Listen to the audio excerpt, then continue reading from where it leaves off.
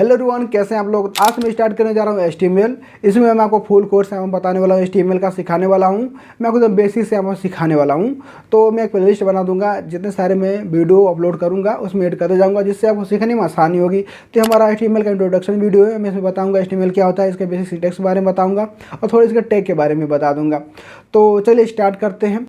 तो दोस्तों, HTML सीखने से पहले हमें जानना होगा HTML क्या होता है। HTML का फुल फॉर्म तो आपको पता होगा। HTML का फुल फॉर्म होता है हाइपर टेक्स्ट मार्कअप लैंग्वेज। ये तो सभी को पता होगा कि हाइपर टेक्स्ट मार्कअप लैंग्वेज, लेकिन हाइपर टेक्स्ट मार्कअप लैंग्वेज का मतलब क्या होता है, चलिए हमको बताते हैं, फिर हमें बताते हैं इसका कहाँ पर यूज होता है। चलिए इससे बता देते हैं कि HTML का यूज कहाँ पर होता है। HTML का यूज होता है हमें स्टैटिक वेब पेज को बनाने के लिए, क्रिएट करने के लिए। तो मैंने आपको बताया HTML का यूज कहाँ पर होता है, स्टैटिक वेब पेज को क्रिएट करने के लिए। अब स्टैटिक वेब पेज क्या होता है, ऐसा वेब पेज जो कभी मतलब चेंज नहीं होता है। एक बार मैंने कोई वेबसाइट बना दिया, पेज बना दिया, तो उसको चेंज नहीं करना रहता है, उसको स्टैटिक बोलते हैं। डायनेमिक जो यहाँ पर चेंज होता रहता है, जैसे कोई आपने एप्लीकेशन बनाया वो डायनेमिक होता है, उसमें आप कभी अब दूसरा अपडेट चेंज कर दिए, कुछ और डाल दिए, मतलब अलग अलग सेक्शन कुछ नया ऐड कर दिए, तो डायनेमिक होता है, चेंज होता है। लेकिन वेबसाइट हो गया हमारा, कोई आर्टिकल हमें पोस्ट किए हैं हमने, तो वहाँ पर चेंज नहीं होता है। एक बार पोस्ट कर दिया तो आर्टिकल रहता है, तो उसको हम लोग बोलते हैं स्टैटिक। तो HTML का यूज़ किया जाता है स्टैटिक वेबसाइट को बनाने के लिए। HTML का यूज़ क्यों होता है, चलिए आपको बताते हैं। जब कोई हम वेबसाइट बनाते हैं, सबसे पहले हम क्या करते हैं, उसका स्ट्रक्चर देते हैं। क्या चीज़ कहाँ पर रहना है, हमारा हेडिंग कहाँ पर रहेगा, हमारा नेविगेशन बार कहाँ रहेगा, या सर्च बार कहाँ रहेगा, मतलब बहुत सारे रहते हैं। तो HTML का यूज होता है हमारे वेब पेज को क्या करने के लिए, स्ट्रक्चर देने के लिए। और CSS क्या करता है, उसे डिजाइन करता है, उसका कलर चेंज करता है, बैकग्राउंड चेंज करता है, उसका फॉन्ट चेंज करता है। तो एक तरह से अगर बोला जाए, तो अगर एग्जांपल में बताऊं, तो जैसे कि आपको अगर मान लीजिए कार बनाने जा रहे हैं, तो सबसे पहले आप क्या करेंगे, उस कार का डिज़ाइन बनाएंगे, तब उसका और भी काम करेंगे, फिर पेंट करेंगे। तो जो हम डिज़ाइन कर रहे हैं कार का, तो उसी में अगर HTML की भाषा में बात करें, तो हम कोई अगर वेबसाइट बना रहे हैं, सबसे पहले उसका स्ट्रक्चर जो हमारा कंकाल रहता है, स्ट्रक्चर मान लीजिए, तो स्ट्रक्चर बनाने का काम HTML का होता है। तो यहाँ पर देख सकते हैं, जो मैं एक वेब पेज बनाया हूँ अपना, देख सकते हैं उमेश टेक जो है नाम से। यहाँ पर हमारा होम है, अबाउट है, वीडियो, कंटेक्ट है। तो कौन चीज़ कहाँ पर रहना है, सेट करना है फ्रेम में, तो ये सब क्या काम करता है, HTML काम करता है। तो मैंने अभी बोला हाइपर टेक्स्ट मार्कअप लैंग्वेज का मतलब बताने के लिए। तो हाइपर टेक्स्ट और मार्कअप लैंग्वेज का मतलब चलिए आपको बताते हैं। हाइपर टेक्स्ट का मतलब सबसे पहले बताते हैं। हाइपर टेक्स्ट ऐसा टेक्स्ट जिस पर हम एक जगह से क्लिक करके दूसरी जगह जा सकते हैं, उसको हम लोग बोलते हैं हाइपर टेक्स्ट है। जैसे कि यहाँ पर मैंने होम, मेरा वेब पेज है, मेरा होम में जैसे बना हुआ, जैसे मैं होम पर क्लिक किया तो मेरा देख से होम पेज ओपन होकर के आ गया। यहाँ पर अगर कुछ भी आप नेविगेट करते हैं, जैसे अबाउट पर क्लिक किया तो मेरा अबाउट ओपन होकर के आ गया। कंटेक्ट, जैसे मैंने कंटेक्ट पर क्लिक किया, ट्विटर आ गया, इंस्टाग्राम आ गया, यूट्यूब आ गया। तो मैंने क्या बोला है, ऐसा टेक्स्ट जो किसी अदर टेक्स्ट पर क्लिक करने पर हमें भेज दे, उसे बोलते हैं हम लोग हाइपर टेक्स्ट। क्या होता है हाइपर टेक्स्ट, क्या होता है, यहाँ पर लिंक्ड टेक्स्ट होता है। जैसे कि मैंने यहाँ पर क्या किया, इंस्टाग्राम मैंने यहाँ पर लिंक दिया, जैसे क्लिक किया तो क्या मेरा देखिए गाइस, यहाँ पर इंस्टाग्राम ओपन होकर के आ गया। तो मैंने मेरा वेबसाइट क्या किया, यहाँ पर मुझे रीडायरेक्ट कर दिया। फिर मैंने यहाँ पर विजिट माई चैनल का एक ऑप्शन दिया है। अगर मैं ऐसे इस पर क्लिक करता हूँ, देखिए यहाँ पर मेरा यूट्यूब चैनल ओपन होकर के आ गया। तो इसको हम लोग क्या बोलते हैं, हाइपर टेक्स्ट इसी को बोलते हैं। कुछ भी अगर हम नेविगेट करते हैं तो एक लिंक से दूसरे लिंक पर जाते हैं, उसे हाइपर टेक्स्ट बोलते हैं। मार्कअप लैंग्वेज का मतलब क्या होता है, मार्कअप लैंग्वेज हमारे क्या कहते हैं, हमारे स्ट्रक्चर को, प्रेजेंटेशन को डिफाइन करता है, कैसे शो कराना है, डिस्प्ले कराना है। तो चलिए दोस्तों, इसके बेसिक सिंटैक्स के बारे में जानते हैं। इसका बेसिक सिंटैक्स क्या होता है। तो HTML का जो बेसिक सिंटैक्स होता है, सबसे पहले यहाँ पर HTML होता है, जो कि पहले यहाँ पर देख सकते हैं ओपनिंग टैग है, फिर यहाँ पर लास्ट में क्लोजिंग टैग है। ओपनिंग भी टैग है, क्लोजिंग टैग दोनों है। तो HTML हमारा क्या होता है दोस्तों, कंटेनर टैग होता है। कंटेनर टैग किसे बोलते हैं, जिसका ओपनिंग टैग अलग होता है और क्लोजिंग टैग अलग होता है।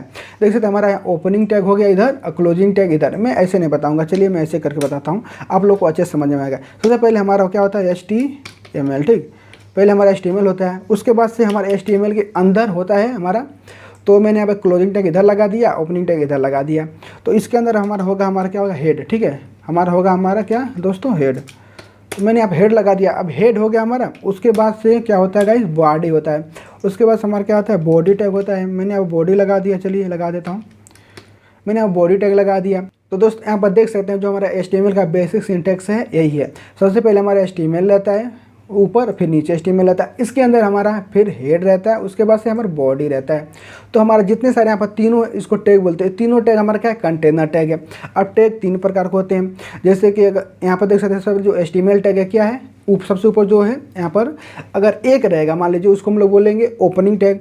अगर ओपनिंग टैग के अंदर क्लोजिंग टैग रहेगा तो उसको हम लोग बोलेंगे सेल्फ क्लोजिंग टैग। जैसे अगर इसकी बात करें, यहाँ पर देख सकते हैं, यहाँ पर ओपनिंग टैग भी है और यहाँ पर क्या वो है क्लोजिंग टैग है। इसके ओपनिंग में क्लोजिंग जिसमें हो जाता है ऐसे इसको हम लोग बोलते हैं, क्या बोलते हैं इसको हम लोग बोलते हैं सेल्फ क्लोजिंग टैग, जिसमें ओपनिंग भी है क्लोजिंग भी है। और कंटेनर टैग किसे बोलते हैं चलिए आपको बताते हैं। कंटेनर टैग हमारे देख सकते हैं, हमारा हेड कंटेनर टैग है, इसका ओपनिंग टैग अलग है, क्लोजिंग टैग अलग है, इसको हम लोग बोलते हैं कंटेनर टैग। तो दोस्तों मैंने इसका बेसिक सिंटैक्स बता दिया, HTML का बेसिक सिंटैक्स क्या होता है। तो सबसे पहले हमारा हेड था, उसके बाद से बॉडी था, ये दोनों हमको पढ़ना है बस, हेड और बॉडी। तो हेड किससे कहते हैं चलिए पहले आपको बताते हैं हेड क्या होता है। देखिए मैंने आपको यहाँ पर नोट दे दिया, डिस्क्रिप्शन में डाउनलोड कर लीजिएगा। Head is a container for Meta data.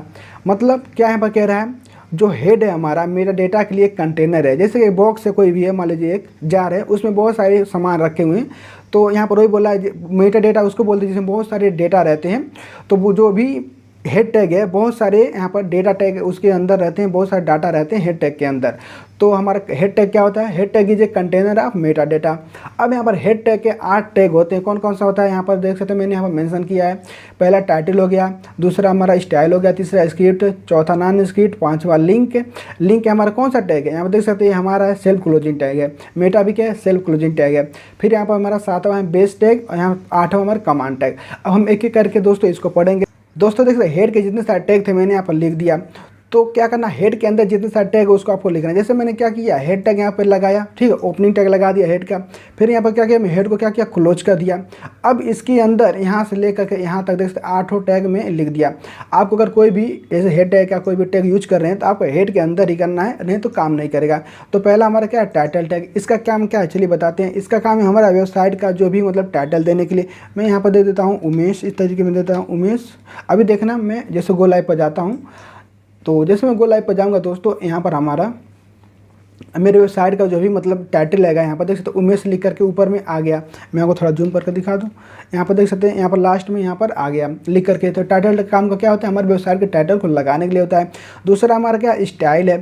Style tag का कहाँ पर यूज होता है, यहाँ हमारा CSS मतलब यहाँ पर हमारा डिजाइन करने के लिए होता है, वेबसाइट को कलर देने के लिए होता है, फॉन्ट चेंज करने के लिए होता है। मैं आपको दिखा दूँ, यहाँ पर है, मैंने अपना वेब पेज बनाया हूँ, गो लाइव पर जाता हूँ, मैं आपको बताता हूँ स्टाइल का क्या काम होता है। जैसे कि यहाँ पर देख सकते हैं, यहाँ पर CSS यूज हुआ है। CSS यूज होता है स्टाइल के अंदर। अगर हम अपने पेज को डिजाइन करना है, कलर करना है, तो हमें CSS अप्लाई करना पड़ता है। CSS हमारा किसके अंदर होता है, स्टाइल टैग के अंदर ही होता है और किसी में नहीं होता है। तो यहाँ पर मैंने जैसे स्टाइल टैग में यूज किया है, मैंने अपने कलर का यहाँ पर चेंज किया है। यहाँ पर मैंने यहाँ पर नेविगेशन बार बनाया हुआ है। फिर यहाँ पर देख सकते हैं और भी सारे मैंने यहाँ पर बनाया हुआ है, सब क्या स्टाइल के अंदर हुआ है। तो चलिए आपको यहाँ पर दिखाते हैं, चलिए अपने चलते हैं यहाँ पर जो हम लोग थे यहाँ पर। स्टाइल टैग का क्या काम होता है चलिए बताते हैं। जैसे मैं एक बॉडी टैग अभी बाद में पढ़ेंगे, लेकिन मैं क्या करता हूँ, मैं बॉडी टैग के अंदर एक H1 टैग यूज कर लेता हूँ, ठीक है।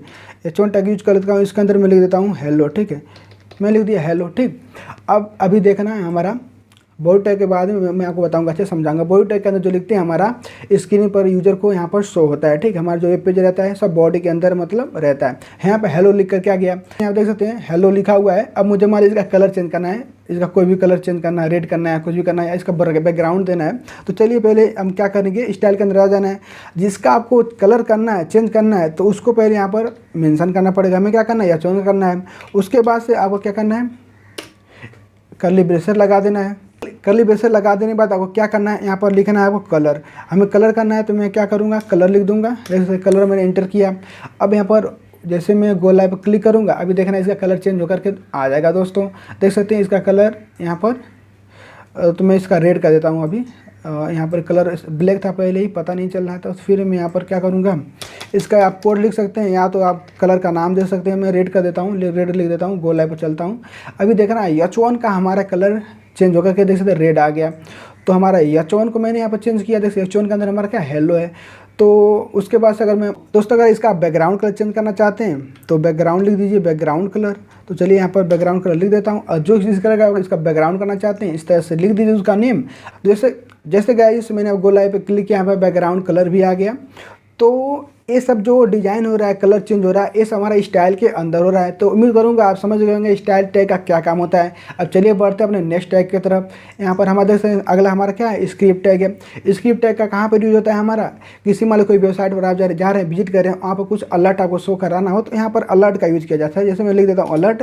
अब अलर्ट में आप क्या दिखाना चाहते हैं यूजर को, तो वहाँ पर आपको इंटर कर देना है। पर मैं अब कुछ भी लिखूंगा वहाँ पर यूजर के पास शो करके आएगा। जैसे मैं लिख देता हूँ हेलो, ठीक है। तो आप किसी वेबसाइट पर गए होंगे, मैं रन करता हूँ तो ऐसे जाते होंगे, कुछ अलर्ट लिख करके आ जाता है कि ये पेज पे भी है, ये है, वो है। तो देख सकते हैं यहाँ पर अलर्ट क्या लिख के आ गया, हेलो। मुझे बोल रहा है सेज हेलो, फिर मैं ओके करूँगा तब मेरा यहाँ पर वेबसाइट खुल करके आएगा, ठीक है। देख सकते हैं मेरा वेब पेज खुल करके आ गया। तो अलर्ट का यूज अगर कोई भी मतलब आप कुछ यहाँ पर अपने यूजर को अलर्ट करना चाहते हैं तो यहाँ पर स्क्रिप्ट टैग का यूज करेंगे। स्क्रिप्ट टैग के अंदर आप अलर्ट लगा सकते हैं। दोस्तों हमारा देख सकते हैं नो स्क्रिप्ट टैग है। तो नो स्क्रिप्ट टैग का यूज कहाँ पर होता है, जैसे कि अगर जहाँ पर जावा स्क्रिप्ट काम नहीं करता है तो हमारा क्या करता है, नो स्क्रिप्ट काम करने लगता है। अभी मैं इसका एग्जांपल साथ बाद में बताऊंगा। फिर बढ़ते हैं हम लिंक टैग। अब लिंक टैग का क्या काम होता है चलिए आपको बताते हैं। मैं इसका नोट भी यहाँ पर दिया हूँ, नोट का डिस्क्रिप्शन में लिंक मिल जाएगा, देख सकते हैं यहाँ पर।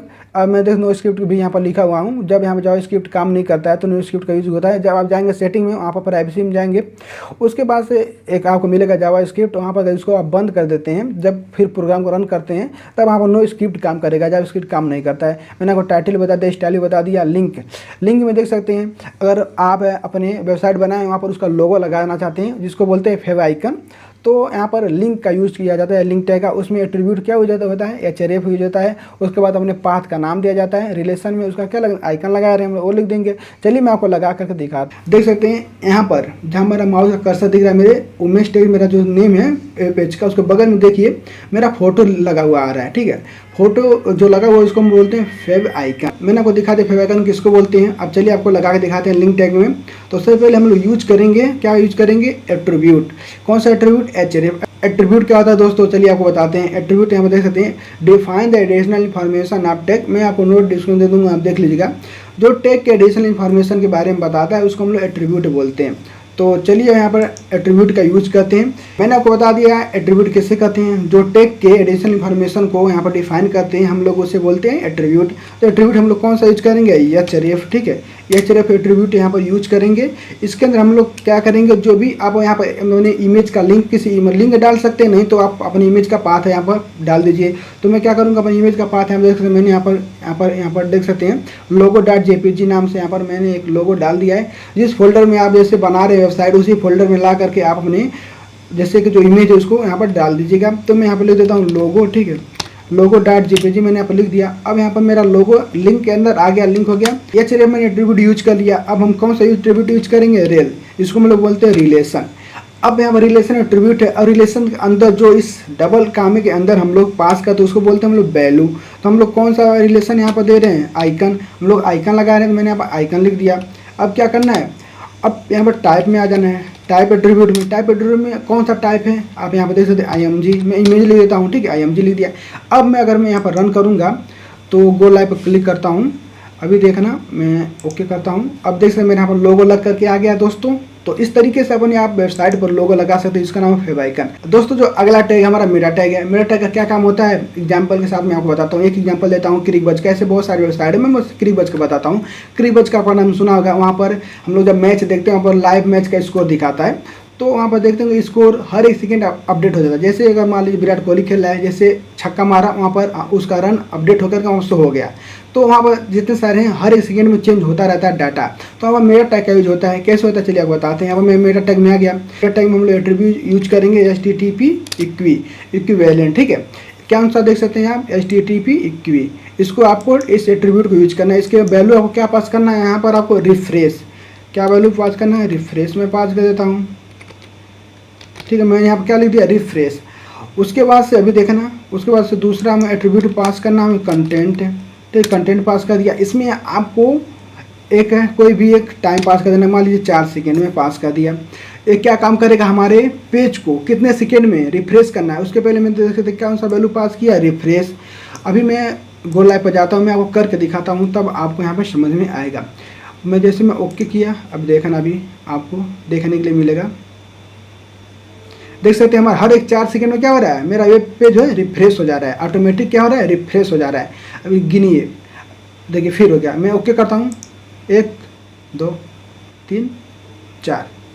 अभी देखिए देखिए 4 सेकेंड में मैं यहाँ पर क्या हो रहा है, मेरा पेज रिफ्रेश हो रहा है। ऐसे क्या होता है, जो क्लिक बज होता है वहाँ पर क्या होता है, मेरा टैग का यूज होता रहता है, हर एक सेकेंड वहाँ पर रिफ्रेश होता है और वहाँ पर डाटा वहाँ पर चेंज हो जाता है। तो यहाँ पर मैं क्या किया, HTTP इक्वी लिखा टैग एट्रीब्यूट, यहाँ पर आप ये वाला एट्रीब्यूट लगाना है HTTP इक्वी। उसके बाद से आपको वैल्यू इसमें पास कर देना रिफ्रेश, और कितने सेकंड में आपका पेज रिफ्रेश होना चाहिए। यहाँ पर जैसे मैं 2 सेकंड डाल लेता हूँ, ठीक है, आप 5 सेकंड डाल सकते हैं, 10 सेकंड डाल सकते हैं। तो मैं हर एक सेकंड मान लीजिए चाहता हूँ, मान लीजिए 1 सेकंड में कर दिया, तो मैं आपको ऐसे दिखा देता हूँ। तो चलिए गो लाइव में क्लिक करूँगा, आप हर एक सेकंड मेरा पेज रिफ्रेश होगा। देखिए यहाँ पर देखिए रिफ्रेश हो रहा है, देखिए मेरा जहाँ माउस है, देखिए हर एक सेकंड मेरा क्या हो रहा है, पेज रिफ्रेश हो रहा है। तो आप जितने मिनट सेकंड का आप यहाँ पर टाइम लगा देंगे, कंटेंट में आप टाइम देंगे, मान लीजिए मैं 5 सेकंड कर दे रहा हूँ, तो अभी देखना हर एक 5 सेकंड में मेरा क्या होगा, पेज रिफ्रेश होगा। तो आप समझ गए मेरा टैग का यूज कहाँ पर होता है, हमारे पेज को रिफ्रेश करने के लिए होता है, ठीक है। उसमें जो भी डाटा है हर एक कितने सेकंड में आप रिफ्रेश करना चाहते हैं, आपको मेरा टैग का उसमें यूज करना है। तो चलिए दोस्तों थोड़ा रिवीजन कर लेते हैं। तो मैंने आपको HTML के बारे में बताया, उसके बाद में एट्रीब्यूट बताया क्या होता है, उसके बाद मैंने टैग बताया जो बेसिक सिंटेक्स होता है क्या होता है, फिर मैं आपको बताया हेड टैग पढ़ाया। पहला जो हमारा टैग होता है टाइटल होता है, दूसरा हमारा क्या होता है स्टाइल, तीसरा स्क्रिप्ट, चौथा नाम स्क्रिप्ट, पांचवा लिंक, छठवां मेटा। यही हम 6 पढ़ेंगे, अभी इसका यूज करेंगे, इसका अभी काम नहीं हम लोग का। तो मैंने आपको टाइटल बता दिया क्या होता है, स्टाइल बता दिया, स्क्रिप्ट बता दिया, लिंक बता दिया, मेटा, नो स्क्रिप्ट बचा हुआ है। तो मैंने आपको बताया था जब जावा स्क्रिप्ट काम नहीं करता, नो स्क्रिप्ट वहाँ पर काम होता है। इस नोट को आप डाउनलोड कर लीजिएगा। अभी जो मेरा राइटिंग है अभी इस अच्छे से, मतलब इसमें दिख नहीं रहा, गंदा राइटिंग है। जो मैं आगे का जो नोट आपको मिलेगा वो काफ़ी अच्छा रहेगा। तो देख सकते हैं मैंने आपको इतना यहाँ तक पढ़ा दिया। मैंने आपको बेसिक सिंटेक्स बताया, HTML क्या होता है बताया, कहाँ पर कैसे यूज होता है बता दिया। मैंने आपको हेड टैग बता दिया, हेड टैग जितना एट्रीब्यूट है वो पढ़ा दिया। अब नेक्स्ट क्लास में हम लोग पढ़ेंगे बॉडी बारे में, उसके बाद से और भी पैराग्राफ हो गया, फिर H1 हेडिंग टैग हो गया।